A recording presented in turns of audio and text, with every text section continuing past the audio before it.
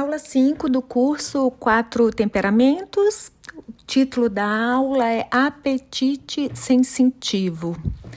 Bem, Padre Paulo começa afirmando que, por mais fortes que sejam as inclinações naturais, tudo no ser humano, inclusive os apetites concupiscível e irascível, está permeado de racionalidade.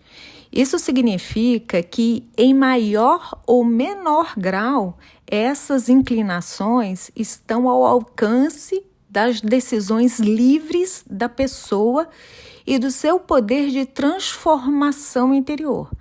Olha só, vamos por partes.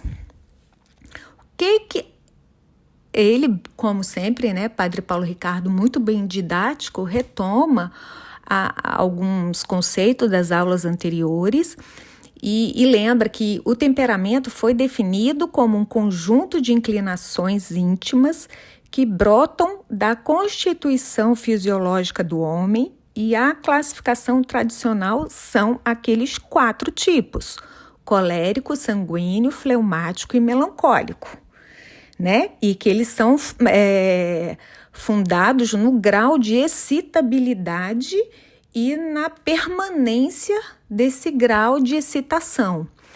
Aí, nesta aula, ele vai aprofundar um ponto que ele apenas passou na aula passada, que é o fato de que o temperamento, por ser um traço natural enraizado na constituição física, está intimamente ligado ao chamado apetite sensitivo. O que isso quer dizer? Bem, aí ele retoma a parte lá explica todo o contexto de antropologia cristã. O que isso quer dizer? Que o ser humano ele não é nem anjo, nem simples animal. Ele é uma unidade substancial de corpo e alma. Por isso, não é correto afirmar que a alma esteja aprisionada no corpo, como pensavam alguns dualistas antigos, e nem que o corpo seja algo mal ou prejudicial à alma. O que acontece? A alma humana é, por essência, forma do corpo que depende dele para o exercício de muitas de suas faculdades. O que isso quer dizer? Que na visão cristã, embora a morte seja natural, ela é um estado anômalo, porque a alma encontra-se separada de um corpo a qual tende naturalmente a estar unida. E isso entre anjos e animais existem algumas semelhanças. Por exemplo, ambos conhecem e desejam o bem. Nos anjos, porém, o conhecimento e o querer são puramente espirituais, chamados de inteligência e vontade. Nos animais, ao contrário, o conhecimento e o desejo estão restritos à sensibilidade. O conhecimento é sensível, a capacidade de desejar recebe esse nome de apetite sensitivo. Então, o que isso implica? Que a vontade, entre aspas, a vontade animal, ela é instintiva, determinada a um único tipo de bem sensível. O animal sente fome, vai atrás de comida, sem que nenhum motivo superior o faça agir de outro modo. Já nos anjos, a vontade é plenamente livre, capaz de escolher este ou aquele. Por isso, foram submetidos a uma prova para que amassem a Deus livremente antes de vê-lo face a face. Então, olha só, o ser humano ocupa uma posição intermediária.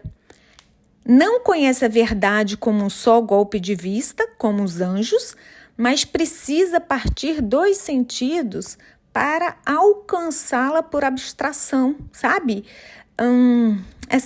Não há no intelecto algo que não tenha passado antes pelos sentidos, entende? Então, o conhecimento humano é, superior aos dos animais, mas é inferior ao dos anjos.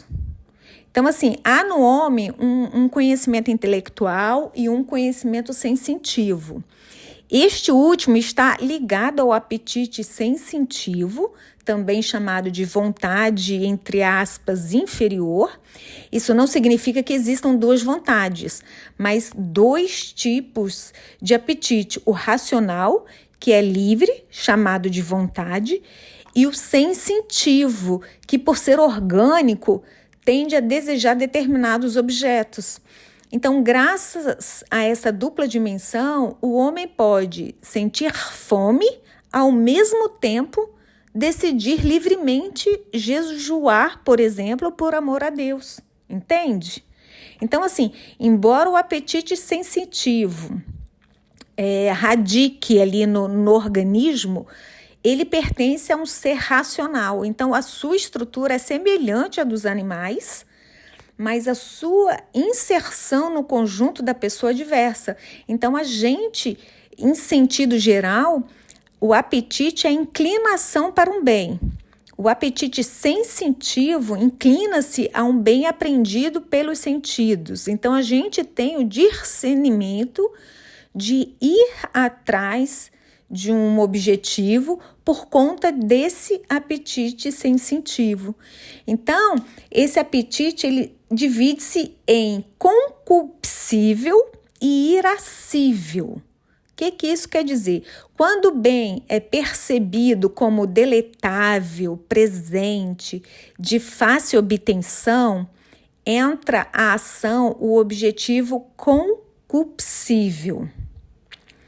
Quando o bem é percebido como árduo, difícil de alcançar, embora valioso, entra a ação o apetite irascível.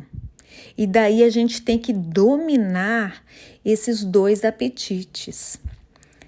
A gente não pode querer só as coisas fáceis e alimentar somente do apetite concupiscível, porque nem sempre essa facilidade vai nos levar para o céu. Então, essas distinções mostram que a divisão clássica dos temperamentos não é arbitrária, mas se funda na própria dinâmica do apetite sensitivo. Então, cada temperamento expressa a predominância natural dessas dimensões. Por exemplo, o sanguíneo e o fleumático estão mais ligados ao concupiscível. O colérico e o melancólico mais ao apetite irascível. Então, o sanguíneo tende a voltar-se para prazeres imediatos, para o que agrada no momento.